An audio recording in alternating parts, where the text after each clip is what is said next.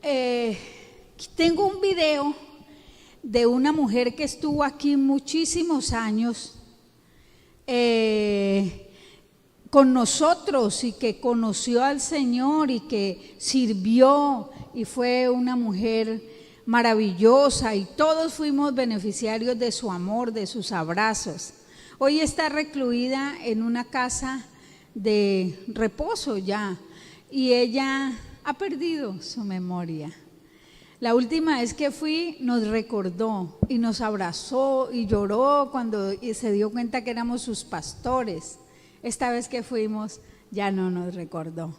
Pero ella dice que por allá en lo profundo de su ser ella sabe que ella estuvo en un lugar donde tenía pastores y donde tenía hermanos.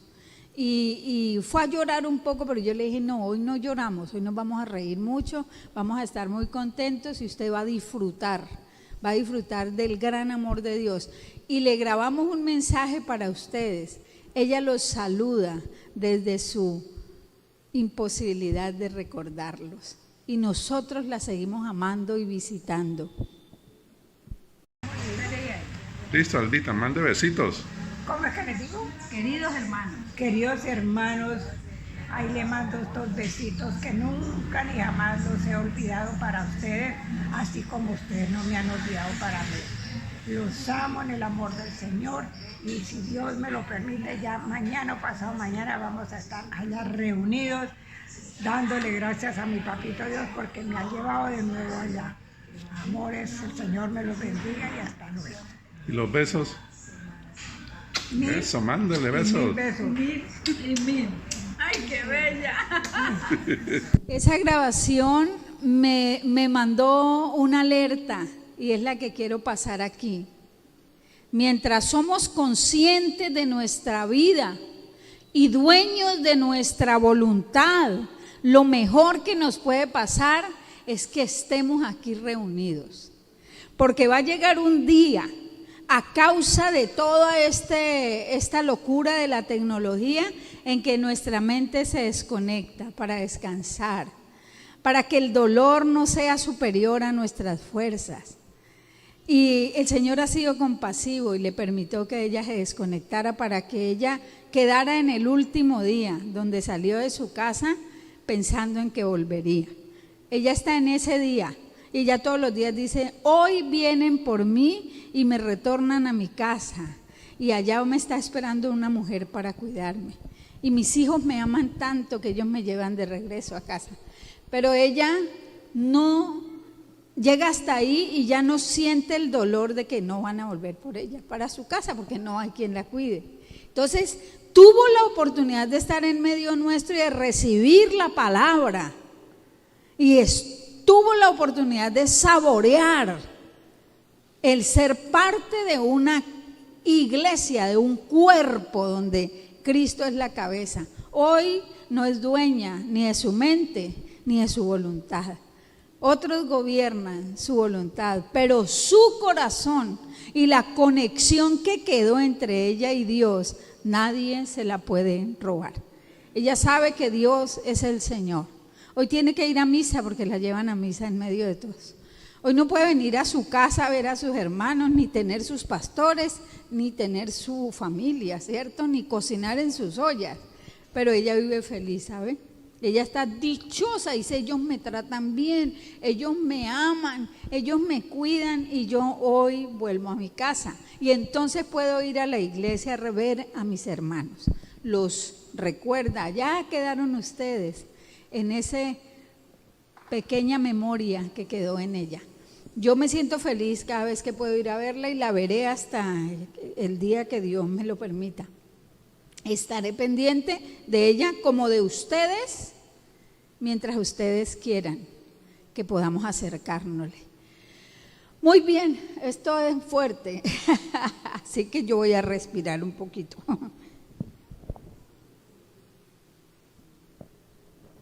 Los niños pueden salir a clase. Ojalá que los padres comprendan lo valioso que es traer los hijos chiquitos a la iglesia. Allí es donde les enseñan todo lo que tal vez usted no puede enseñarles en casa. Los prejuveniles pueden salir a clase con Eder.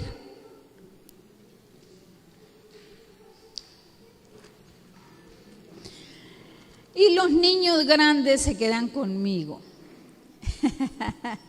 Ustedes se quedan conmigo. Vamos a hablar hoy de algo muy especial, de algo bello que el Señor trajo a mi corazón y me enseñó y quiero compartirlo con ustedes porque fue de una bonita revelación para mí.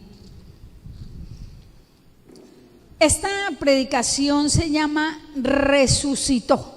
Diga conmigo, resucitó. Saludo a todas las personas que nos siguen a través de las redes. Cristo ha resucitado y ustedes tienen vida gracias a Él. La vida, la pasión, la muerte, la resurrección, la ascensión gloriosa que fue por su propio poder, son acontecimientos que pueden enmarcarlos uno como los más grandes acontecimientos de la historia. Porque ¿quién ha vivido para morir y resucitar por su propio poder? Jesucristo, ¿cierto? Y vino y tomó figura humana porque lo ama a usted y me ama a mí. Y toda su vida fue una eterna preparación para morir por usted y por mí. Y resucitó y está vivo. Jesucristo no está muerto, está vivo.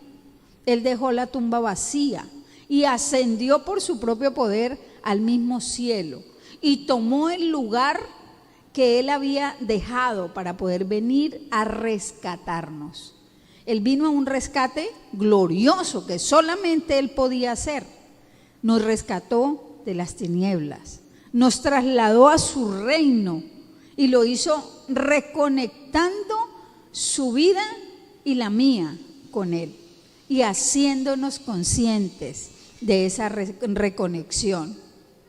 Así que hoy quiero contarles que los 4 evangelios tienen 89 capítulos. Esto es una información genial que les voy a dar. Y esos 89 capítulos, 4 de ellos están dedicados al nacimiento y a la infancia de Jesús hasta los 12 años. Pero los siguientes 85 capítulos hablan de los últimos 3 años de Jesús. Increíble, ¿no? Y los últimos 8 días de la vida de Jesús ocupan 27 capítulos.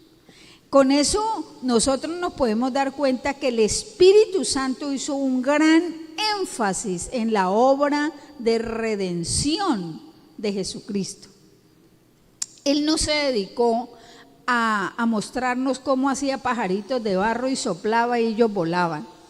Eso no lo dice la Biblia, eso son historias que cuenta la gente que se imagina que así pasó Jesús. El Espíritu Santo no le dio relevancia a ese intervalo, le dio relevancia a su obra como Salvador. ¿Listo? Y a eso es que usted y yo le vamos a dar relevancia.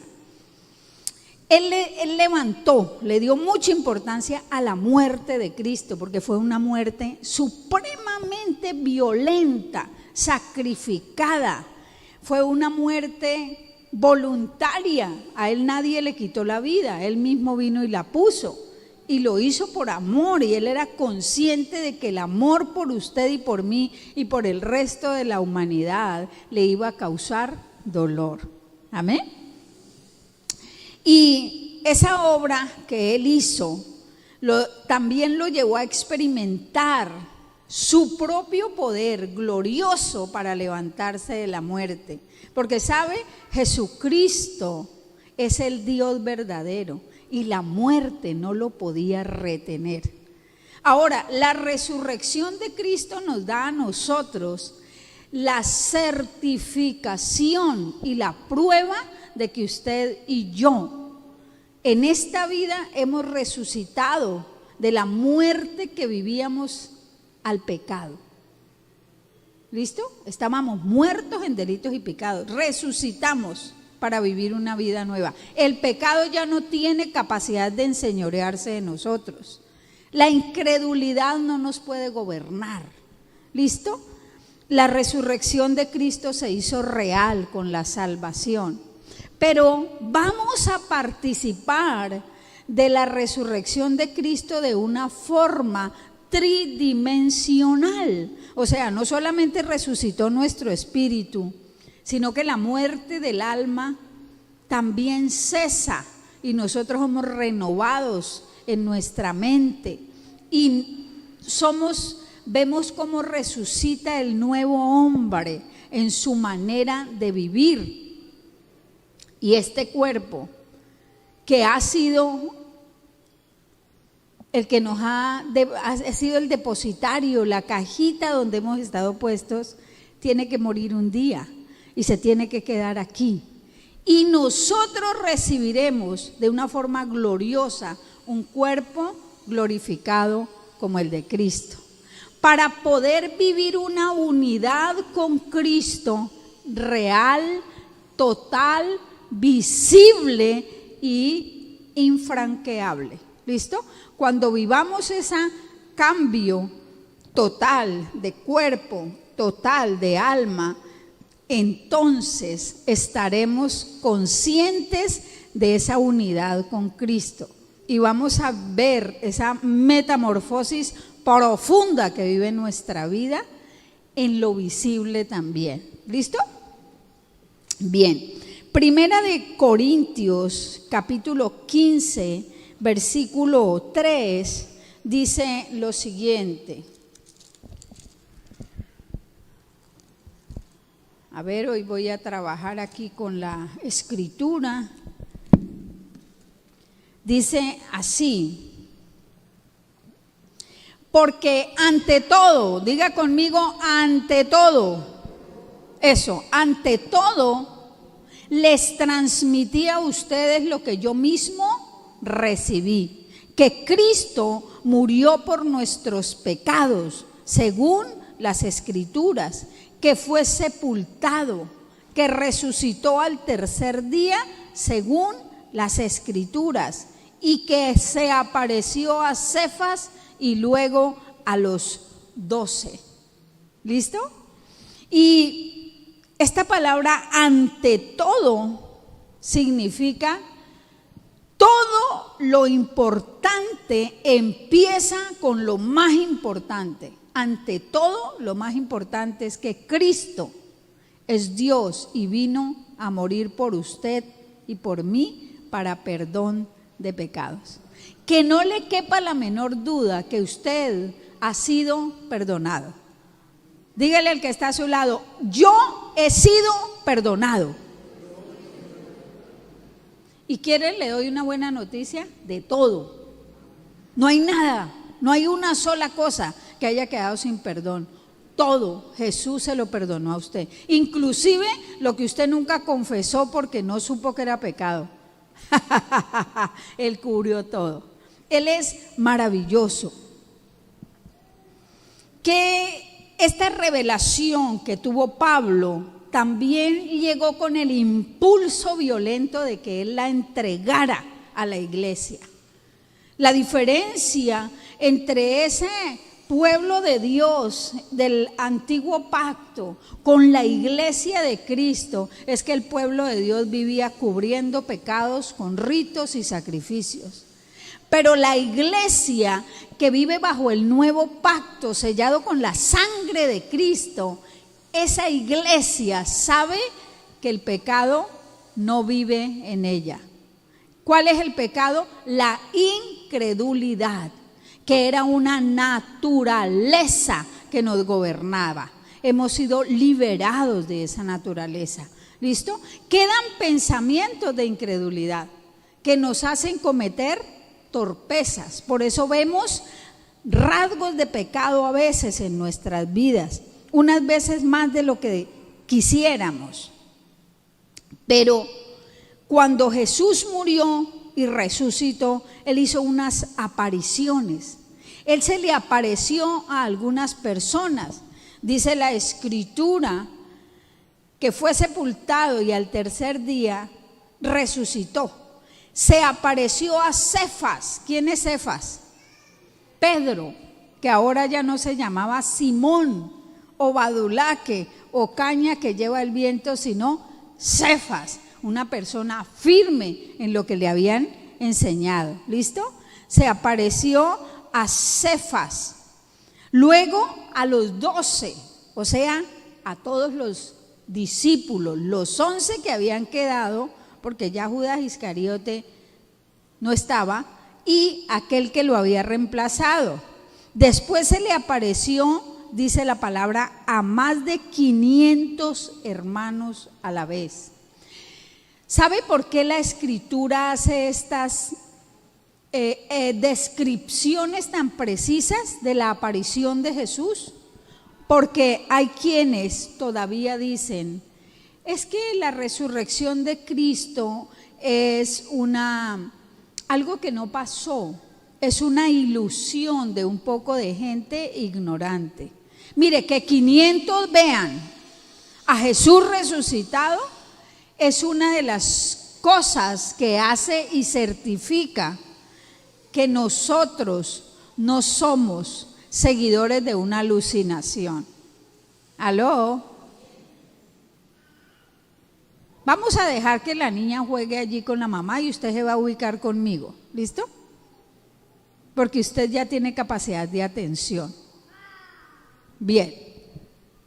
Entonces, no seguimos una ilusión, no hemos creído en tonterías, hemos creído en algo que es real, que sí pasó. Cristo sí se levantó de entre los muertos, más de 500 personas lo vieron aparecerse. ¿Por qué Cristo se aparece? Podría decir alguien, o sea que los muertos se aparecen. No, porque Cristo es Dios y venía a probar su resurrección. Los demás muertos no se aparecen.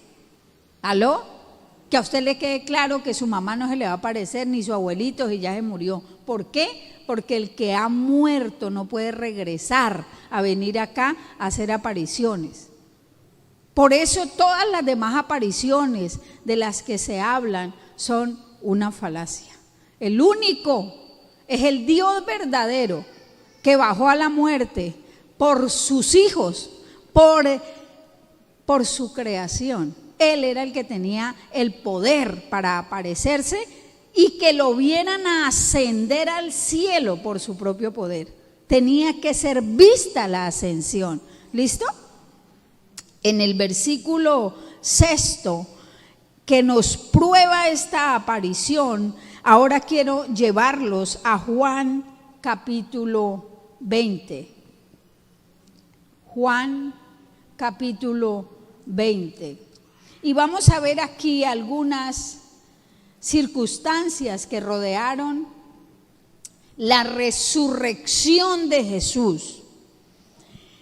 Dice el versículo 20 del 1 al 2, el primer día de la semana, muy de mañana, cuando todavía estaba oscuro, María Magdalena fue al sepulcro y vio que habían quitado la piedra que cubría la entrada. Así que fue corriendo a ver a Simón Pedro y al otro discípulo a quien Jesús amaba. ¿Cuál era el discípulo que decía, yo soy el discípulo que Jesús ama? Juan. ¿Sabe por qué? Porque Juan fue el primer discípulo que se dio cuenta, no que él tenía que amar a Dios con todas las fuerzas para ir al cielo, sino que tenía que darse cuenta que Dios lo amaba a él. Y por eso había ido a la cruz, para poder responder desde ese amor que Dios le tenía a él. ¿Listo? Entonces, esta mujer va a la tumba a ponerle ese bálsamo que se le ponía a los muertos. Va a buscar al Jesús muerto para poner el bálsamo, pero se da cuenta que la piedra la movieron. Y como antes de que muriera Jesús hubo un run run, ¿cuántos saben qué es un run run? Un rumor de que de pronto a Jesús lo iban a esconder para que los discípulos no lo volvieran a encontrar. Ella enseguida conectó ese acontecimiento con el rumor. Escuche, la mente humana le queda más fácil conectar con un rumor, con un cuento del sistema de este mundo, que con la verdad de Cristo. ¿Aló? O sea que hay que tener mucho cuidado en qué pensamos, porque nuestra mente está acostumbrada a pensar en el sistema del mundo. Por eso nosotros fácilmente nos despistamos y nos ponemos a hablar tontadas. Amén. La Magdalena vivió esto, ella conectó con el rumor y enseguida salió y le dijo a Pedro y a Juan: mire, no están, quitaron la piedra, esto está raro, se han llevado del sepulcro al Señor y no sabemos dónde lo han puesto. Hasta ahí María Magdalena pensaba en todos los rumores menos en que él había dicho que iba a resucitar de entre los muertos. Aló. Cuando algo malo pasa, cuando algo que no cuadra con nosotros pasa, nosotros nos queda más fácil conectar con una historia de la vida natural a conectar con que Dios nos ha dado una promesa y la va a cumplir. Aló, esta palabra es para usted, Piedad, Hermes. El Señor ha dado promesas y Él las cumple por encima de todas las cosas que pasen en la humano vivir. Ustedes van a ver el cumplimiento de la palabra de Dios. Amén. Hablábamos con Clarita antes de entrar acá que pasamos por momentos y del tamaño del testimonio que vamos a dar en la vida es el tamaño también de todas las veces que a nosotros intenta la oscuridad rodearnos con la lengua de otras personas. ¿Listo? Entonces, tranquilos, ustedes no se defiendan de nada, ustedes sigan viviendo, que Dios va a engrandecer sus vidas en medio de aquellos que intentan corretearlos. Seguimos. Dijo ella: se han llevado al Señor. Todavía no pensaba en la resurrección. Dice la Escritura en el versículo 3 al versículo 7, dice lo siguiente: Pedro y el otro discípulo, Juan, ¿cierto?, se dirigieron entonces al sepulcro, fueron corriendo, pero como el otro discípulo corría más aprisa que Pedro, ¿quién corría más aprisa que Pedro? Juan, ¿listo? Llegó primero al sepulcro, o sea que ellos arrancaron a correr los dos, pero llegó primero Juan. Y entonces dice la Escritura que Juan, cuando llegó allí, inclinándose se asomó y vio allí las vendas, pero no entró. Quiere decir que el lugar donde estaba Jesús sepultado era como bajando así, ¿cierto? Y entonces él llegó y se agachó un poco y dijo: uy, sí, allá están las vendas. Y en su corazón, ¿qué pensó? No está el Señor. Muy bien. ¿Y qué más pasó? Después llegó Pedro y entró al sepulcro, vio allí las vendas y luego miró para el otro lado y vio el sudario que le había cubierto la cabeza a Jesús. Observó un poco más. Y aunque el sudario no estaba con las vendas, sino enrollado en un lugar aparte, en ese momento entró también el otro discípulo. O sea que Juan llegó, se asomó, vio que las vendas estaban enrolladas y se quedó ahí parado. Y Pedro llegó detrás y él sí se metió y se puso a observar el lugar y dijo: las vendas están aquí y el sudario, ay, lo han dejado allá, ve, pero lo han doblado. Y él pudo haber pensado en ese momento: si se hubieran robado al Señor había quedado todo tirado, ¿cierto? Pero se han tomado el tiempo, se puso a pensar en lo que había podido suceder. Y aquí encontramos en estos tres espacios, porque dice luego que entra Juan y él, después de que Pedro entra ahí y razona un poco, dice que entra Juan, tras Pedro entró el sepulcro, en el versículo 8, en este momento también entra el otro discípulo Juan, el que había llegado primero al sepulcro. ¿Y qué pasó? Vio y creyó. ¿Qué creyó? Que había resucitado. ¿Pero dijo algo? No.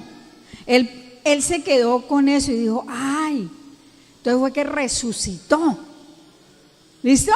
Entonces aquí hay tres tipos, tres maneras de ver, y a esas maneras nos vamos a referir.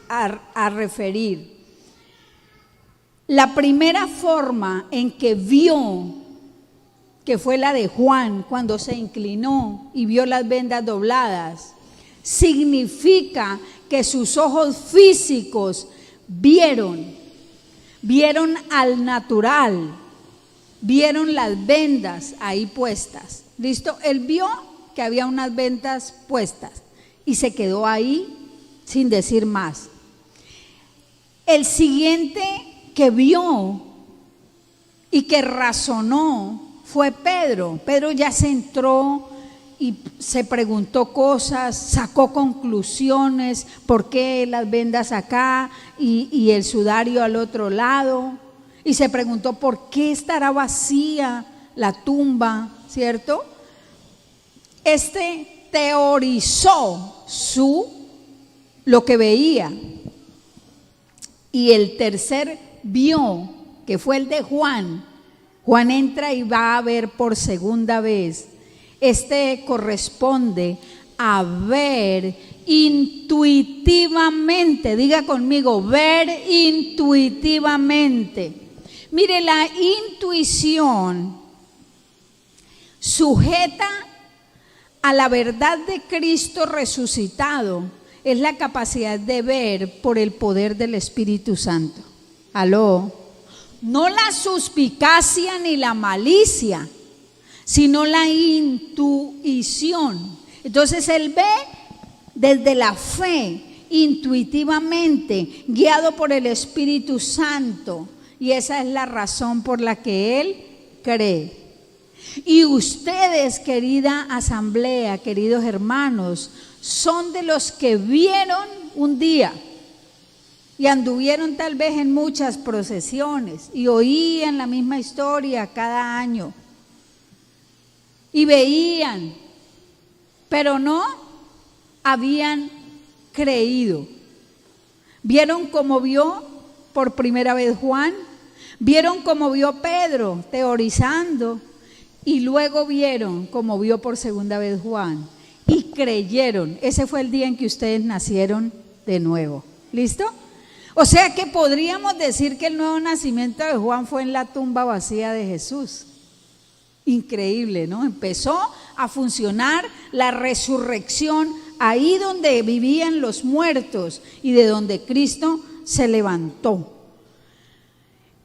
Corresponde entonces a una manera de ver que va a permanecer en Juan, y que es la manera de ver que permanece en ustedes. Es la forma en que uno ve por la fe del Hijo del Hombre.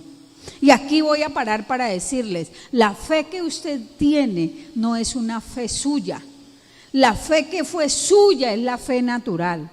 Pero la fe sobrenatural con la que usted cree que Jesucristo es Dios, que murió en la cruz, que se levantó de los muertos, que resucitó, que ascendió al cielo, que le tiene un lugar para usted, que vino a morar en su propia vida. Esa fe es la fe de Cristo y Él la deposita en usted a través de la gracia. Es una fe sobrenatural, por eso permanece sin moverse. Por eso esta fe es poderosa. Entonces las tres formas de ver son: la primera, con una palabra griega que se llama blipó, ver simplemente. La segunda, una palabra que es teoré, la fe que hace teorías, ¿cierto? Pero la tercera es Eidó, la que cree. La iglesia de Cristo, Eidó, ha creído.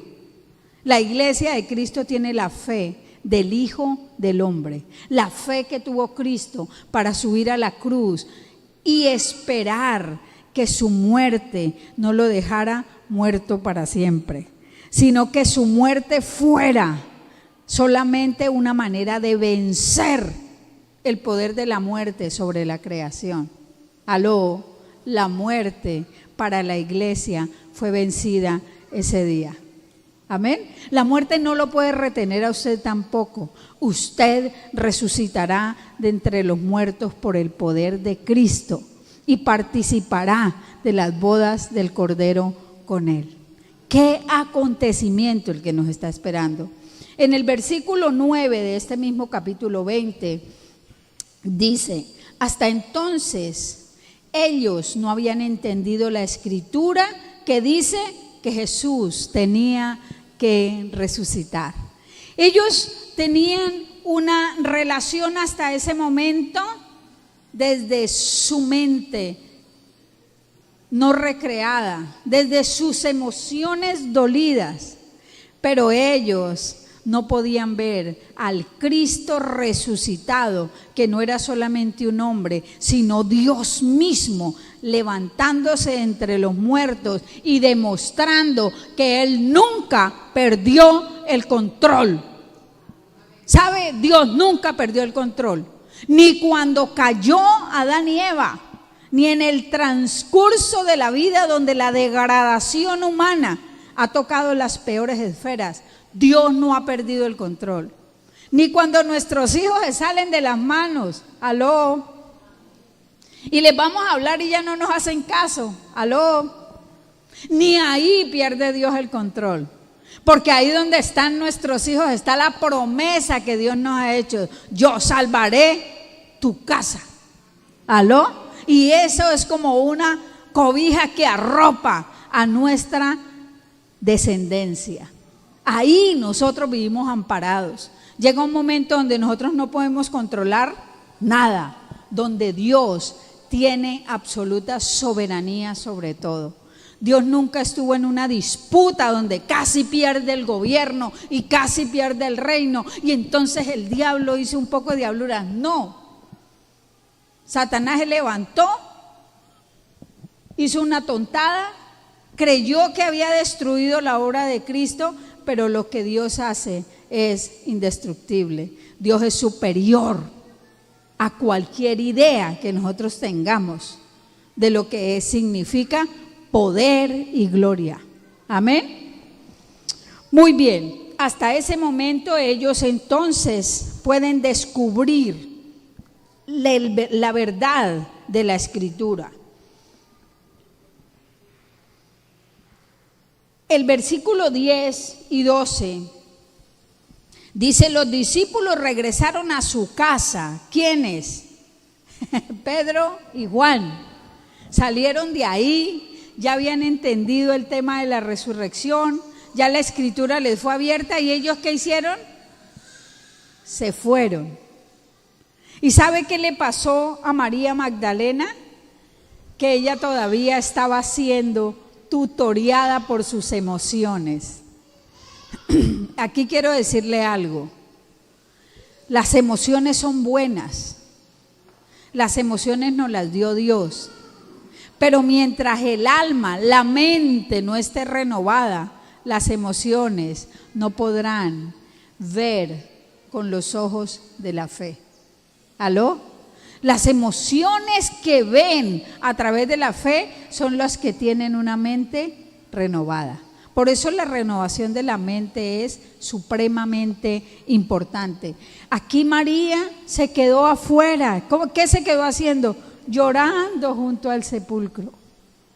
Muchas personas hemos tenido experiencias con la muerte, que se ha llevado gente, y hemos estado presos de esa emoción, del dolor que nos produce la separación, ¿cierto? Y nos hablan de la resurrección y nosotros decimos sí, pero ahora me duele y no quiero que me hablen de nada más, sino que me dejen sufrir mi dolor. No quiero hablar de resurrección. ¿Y es mucho más poderosa la resurrección de Cristo?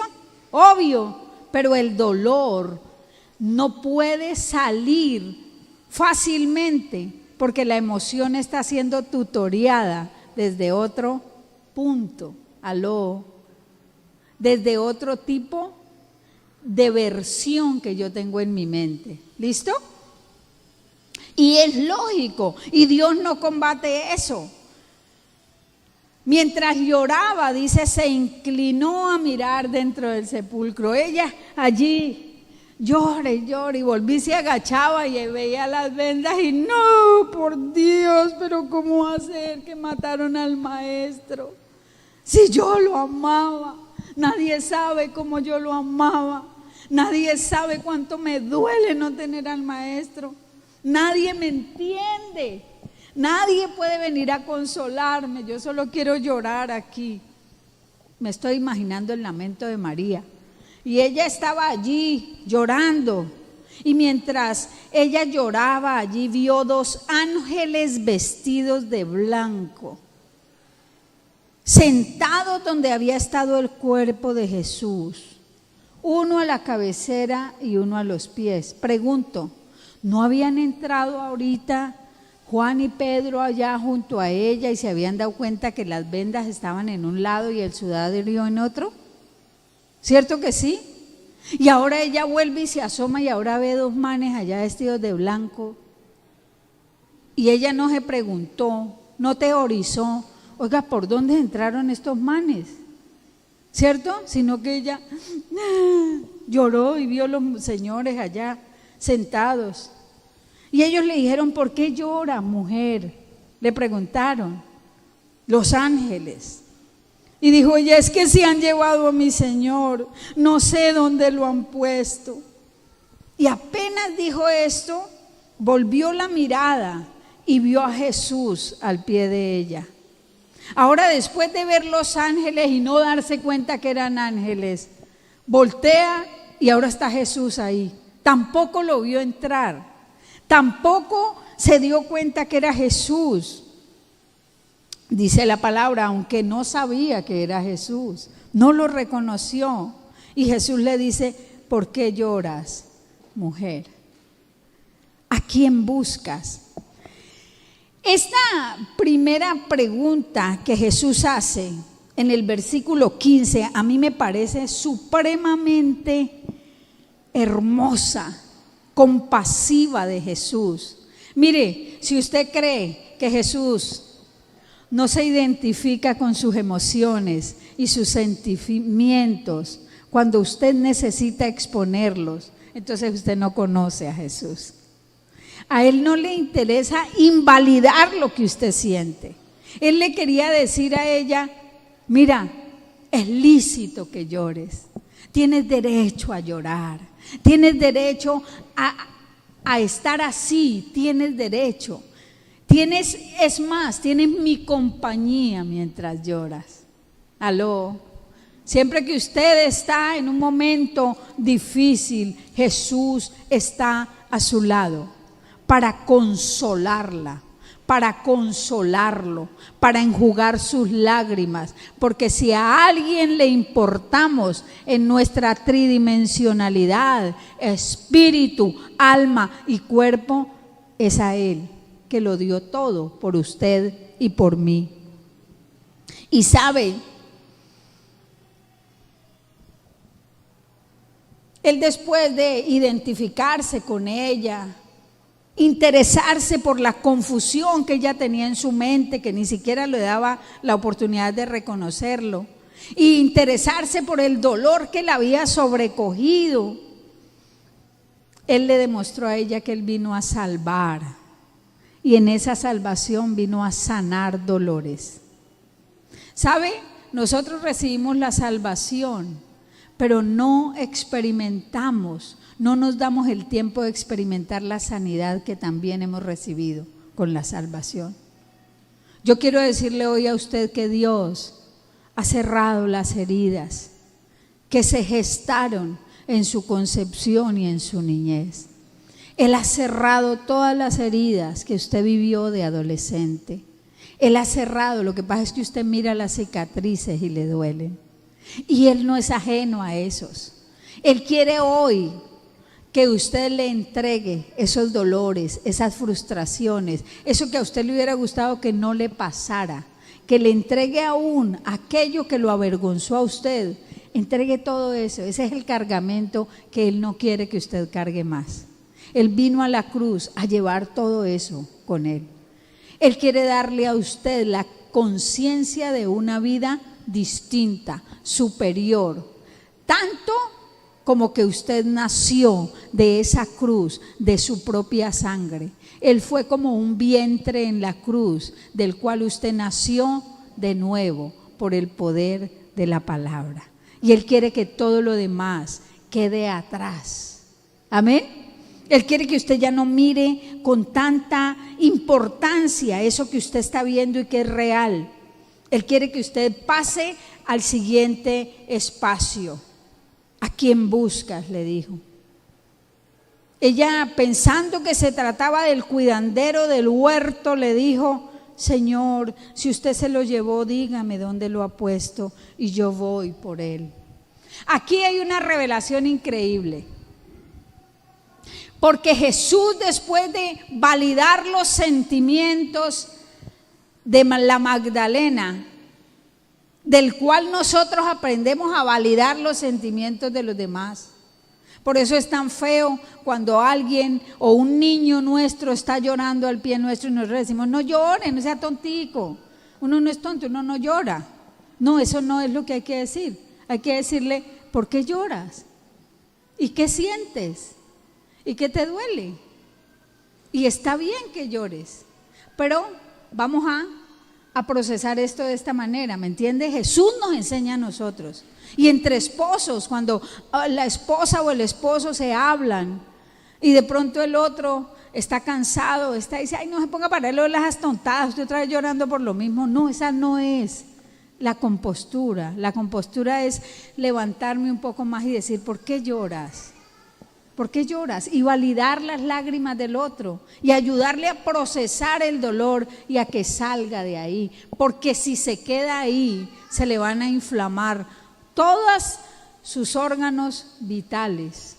Aló. Jesús entonces pasa al otro: ¿a quién buscas? Y ella lo confunde ¿con quién? Con el jardinero del cementerio. Pregunta: hubo un huerto que se llamaba el Edén al principio de la historia, ¿cierto? Y hubo un jardinero. ¿Cómo se llamaba ese man? Adán. Adán. El Señor hizo al hombre y lo plantó ahí. Después fue que lo hizo dormir y le sacó a la mujer, ¿cierto? Pero el primer jardinero que hubo en el Edén fue Adán. Y Dios le entregó un jardín bien regado, próspero, potente para dar una sobreproducción de todo lo que tenía el jardín: riqueza vegetal, animal, mineral, capacidad de sobreproducción, la que usted quiera. Por lo cual el Señor le dijo: multiplíquese, crezca y gobierne. ¿Qué tenía que hacer el hombre? Multiplicarse, crecer y gobernar. Estaba todo dado. ¿Y qué hizo el hombre? Ni se multiplicó, ni creció, ni gobernó. Ahora viene un segundo Adán, Cristo. Y el jardín donde aparece es un jardín de muertos. Aló. Esta revelación la recibe María ahí. Todavía cree que Él es el jardinero, no ha visto a Jesús. Pero cuando ella se da cuenta quién es Jesús, entiende lo que usted y yo entendemos hoy: que Jesús vino a recuperar este jardín que es la tierra, que fue destruido por el poder de las tinieblas. Destruyó un montón de cosas, pero no pudo destruir su destino. ¿Aló? Por eso la tierra gime dolores de parto, pero no se ha muerto. Y no será destruida, será renovada. ¿Aló? Será reconstruida y usted y yo vamos a ser artífices y participantes de esa gloria que viene. Amén. Y este jardinero que es Jesús empieza en un cementerio. Y con su propia resurrección, ¿sabe qué hizo? Resucitó muertos ahí. Y hubo gente que estaba muerta y salió de las tumbas cuando Él resucitó. También esa es parte de los testimonios que hay en la palabra. Y esta hermosa alegoría que encontramos aquí en cuanto a que María lo confundió con el jardinero, pues no era una confusión, él era el nuevo jardinero, era el nuevo Adán, era el que venía a darle vida a todo lo que se había muerto. Por eso usted que estaba muerto ha recibido vida. En el versículo 16, él le dice María. Él dice algo así como Martica, Bellanira, Jaimito, Juan Carlos, Mary, Amparito. Él llama por su nombre a María. Y eso significa que Él le está diciendo, te conozco, sé quién eres, yo te hice, no te he perdido, no me he perdido. Todo está para plena recuperación. Acabo de resucitar, estoy demostrando que lo que dije es cierto, todo lo que te he prometido pasará. ¿Aló? ¿Alguien está recibiendo algo? Todo lo que te he dicho que haré de ti, lo voy a hacer contigo. Solo necesitas creer, salir de las emociones, de los sentimientos, del sistema de este mundo, de estar pendiente de lo que pasa en la realidad y montarte en la revelación de que yo vivo para siempre y estoy contigo todos los días de tu vida. Amén. Y entonces, esta María reconoce a Jesús. La primera vez que Él se acerca le dice, mujer, ¿por qué lloras? Y esa mujer significa la nueva creación. Ahí está creando nuevamente a María. Y así como creó a María, lo creó a usted. Yo tuve un día de mi creación. Pero luego le dice María, y ahí está el nuevo nacimiento. Ahora viene el reconocimiento personal, el tú a tú, el nuevo tiempo. Y ella le dice, cuando se da cuenta que Jesús, cuando Él le dice, María le dice, maestro, Raboní. Y se fue a abrazarlo. Y en otra parte de la escritura dice que ella se le agarró de los pies a adorarlo. ¿Y sabe qué le dijo Él? Suéltame, porque todavía no he vuelto al Padre. Él le dijo, tranquila, solamente quiero consolar tu alma caída y hundida en emociones y sentimientos. Quiero levantarte a la esperanza, pero todavía tengo que ascender. Y le da una comisión. Ve más bien a mis hermanos y diles, vuelvo a mi Padre, que es el Padre de ustedes. Y es la primera vez que Jesús les dice a ella y a los discípulos y a usted y a mí a través de un ser humano que su papá, al que Él le dijo Padre mío, papá, papacito, Abba, muchas veces, que es nuestro papá. ¿Aló? Él le está entregando a su propio Padre. Él ahí conectó a María con la paternidad perdida. El día que usted nació de nuevo, usted conectó con la nueva paternidad. Usted de nuevo entiende que su papá es Dios, que usted no es hijo de mentira, que usted no es hijo de fornicación, que usted no es hijo de nada distinto a Dios, su papá. Amén. María Magdalena se fue a darles la noticia a los discípulos y les dijo: he visto al Señor. ¿Y ya estaba llorando? No, ahora estaba desbordada de alegría. Dice que ella entró y dijo: he visto al Señor. Y la palabra dice aquí, exclamó, o sea, lo dijo con una seguridad. Ella les estaba diciendo: mire, resucitó, el Señor resucitó. Y por eso esta predicación se llama Resucitó. Inundada de gozo, absolutamente segura de que ahora empezaba este nuevo tiempo.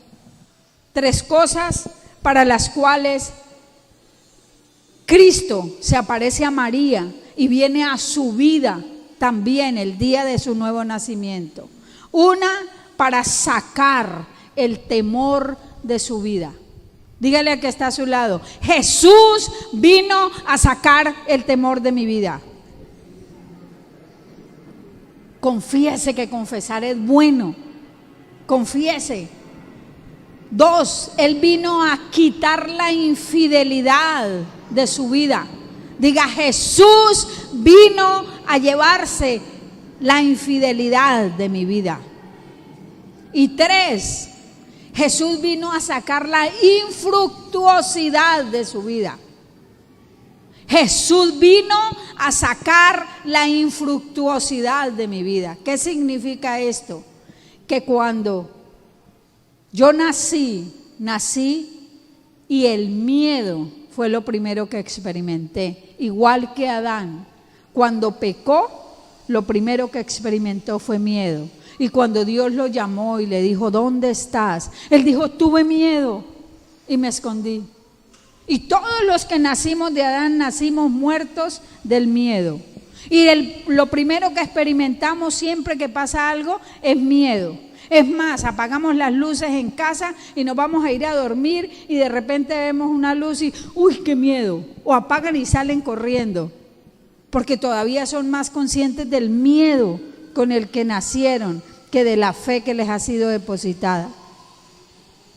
La infidelidad, victoria sobre el miedo, es lo primero que viene a establecer Dios en su iglesia. Victoria sobre el temor.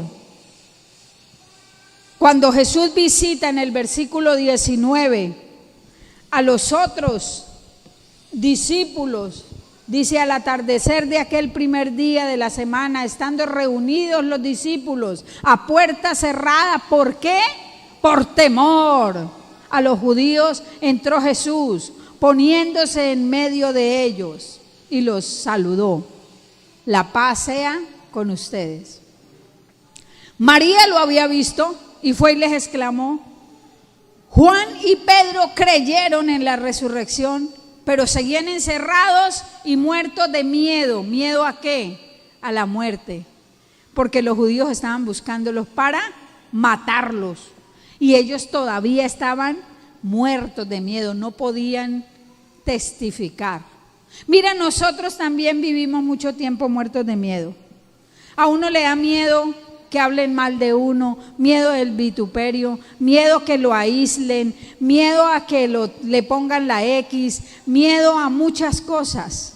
Y Dios viene a quitarnos ese miedo, porque para ser testigos de Él, algo que tiene que morir en uno es el miedo que lo gobierna. El miedo tiene que volver a ser sencillamente una emoción que está en uno para preservación. Porque es que no es que yo me quede sin un total miedo, porque entonces pasa un carro y me le meto porque no me da miedo que me mate. No, Dios deja lo que se necesita para la preservación suya. Que usted diga: no me puedo meter debajo de un carro porque dijo una peruana, me aprieta. No, no lo aprieta, lo destripa. Amén. Y entonces el Señor viene a quitar ese desbordado miedo que gobierna, y a llenarnos de valor, a mostrarnos que el miedo ha sido vencido y que ahora lo más importante es su poder sobre usted. El segundo, por eso él dice, la paz sea con ustedes. La paz de Dios es la que viene a tomar posesión donde el miedo gobierna. ¿Cuál es la paz de Dios? ¿Ah? No oigo. ¿Cuál es la paz de Dios? ¿Ah? Alguien que levante la mano y me diga duro. ¿Qué? Bonito ese versículo. La paz de Dios es Cristo. Cuando Él dice, aquí está la paz y se las dejo, está diciendo, ustedes me reciben a mí como único y suficiente Salvador y yo me quedo con ustedes ofreciéndoles como príncipe de paz una vida pacífica a pesar de los saltos que tiene la vida. Amén. Confesamos el versículo, pero hasta que no entendemos que la paz es Cristo y nos habita, no podemos estar tranquilos en medio de lo que agita nuestro corazón. La victoria sobre la infidelidad nos la mostró cuando fue y entró al aposento en otro momento. Está en el versículo 24 al 26. Y están los apóstoles reunidos. Y está un hombre llamado Tomás. Y este Tomás le habían dicho y todo, y él mismo había dicho, hasta que yo no meta la mano ahí donde le metieron la lanza, y meta los dedos ahí donde le metieron los clavos, no voy a creer que ese es Jesús. A mí no me van a dar 3 vueltas. No puedo creer sin ver, lo siento. Y Jesús se pone en medio de ellos, cerrada la puerta, atraviesa las paredes y aparece ahí. Y lo llama a él. Y le dice, mira mis manos y mira mi costado. Trae tus manos y mételas en mi costado. ¿Sabe? Hay gente que no cree solamente con que le hablen de Jesús. Necesita pasar por una experiencia tan traumática como meterle la mano a un herido entre una herida para darse cuenta que sí tiene una herida en su costado. Jesús, cuando lo hirieron, le hirieron su propio corazón. La lanza de la humanidad, del pecado de la humanidad, atravesó el corazón de Jesús y sacó toda la sangre que él tenía, hasta que al final brotó agua. No había nada más que derramar por la humanidad. Todo había sido derramado. Y ahí quería meterlas Tomás. ¿Sabe? Dichosos ustedes que creyeron, no hasta que metieron la mano en su llaga, aunque vivirán una vida donde ustedes experimentarán que de la llaga de Cristo brota sanidad permanente. Amén. La infidelidad la rompe el Señor, da la victoria sobre esa infidelidad. Por lo que cada vez que aparezca la enfermedad, usted recuerde, he sido sanado por la llaga de Jesús. Y la tercera victoria es sobre la infructuosidad.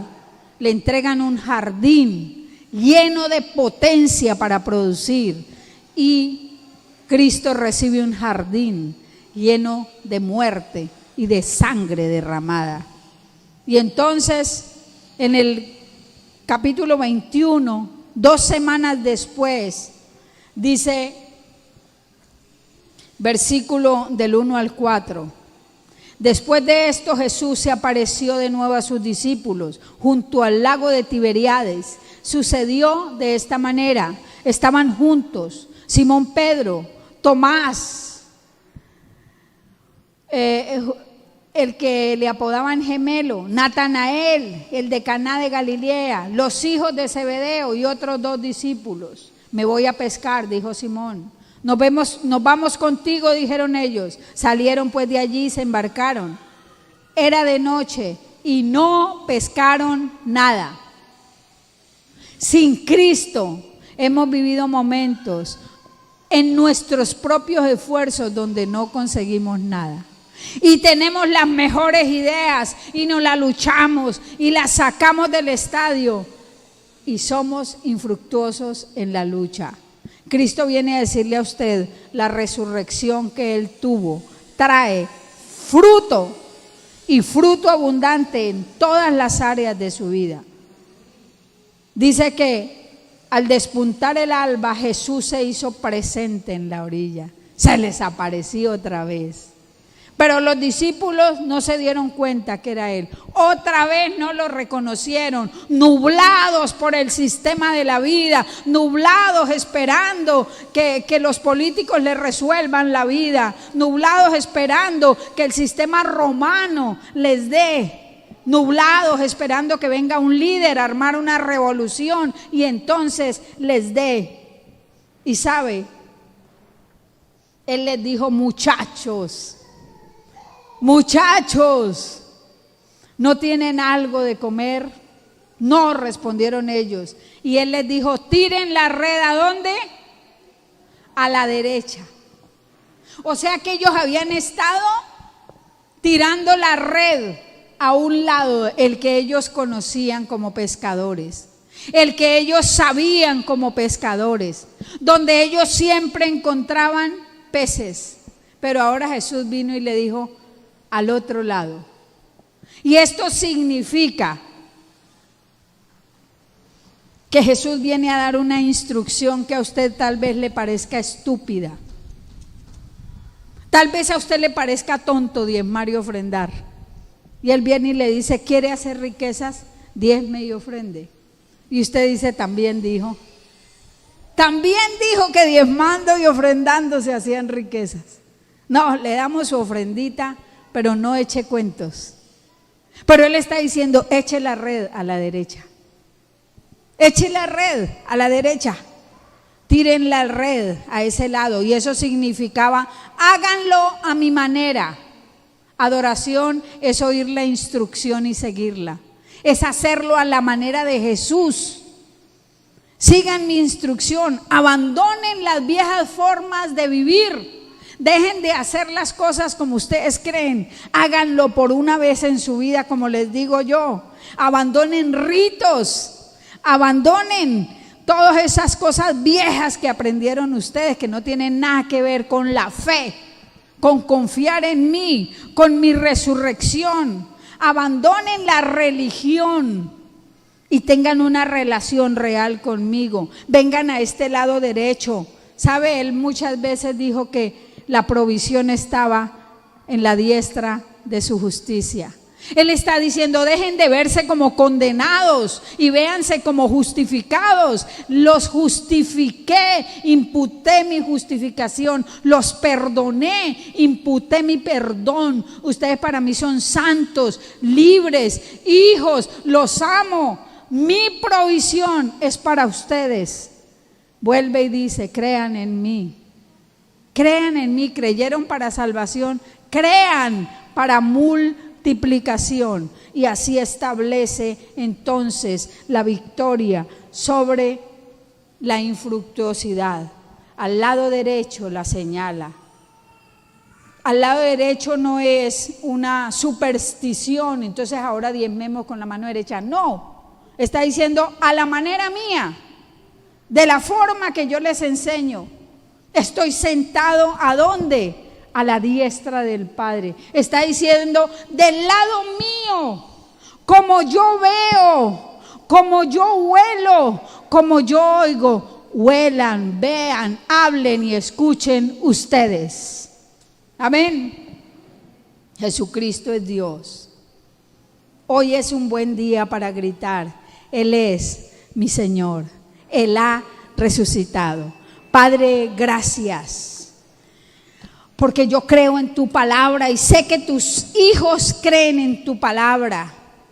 Confieso en el poder del nombre de Jesús que tu palabra es establecida en nosotros por el poder de tu Espíritu.